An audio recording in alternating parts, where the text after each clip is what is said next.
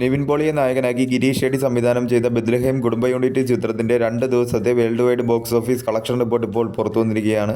ചിത്രം 2 ദിവസം കൊണ്ട് വേൾഡ് വൈഡ് 39,76,00,000 രൂപയാണ് നേടിയത്. കേരള ബോക്സ് ഓഫീസിൽ നിന്നും 10,72,00,000 രൂപയും കർണാടക ബോക്സ് ഓഫീസിൽ നിന്നും 1,82,00,000 രൂപയും തമിഴ്നാട് ബോക്സ് ഓഫീസിൽ നിന്നും 75 ലക്ഷം രൂപയും തമിഴ്നാട്ടിൽ നിന്നും 16 ലക്ഷം രൂപയും റെസ്റ്റ് ഓഫ് ഇന്ത്യയിൽ നിന്നും 85 ലക്ഷം രൂപയും ഓവർസീസിൽ നിന്നും 25,46,00,000 രൂപയുമാണ് ചിത്രം 2 ദിവസം കൊണ്ട് വേൾഡ് വൈഡ് ബോക്സ് ഓഫീസിൽ നിന്നും കളക്ട് ചെയ്തത്.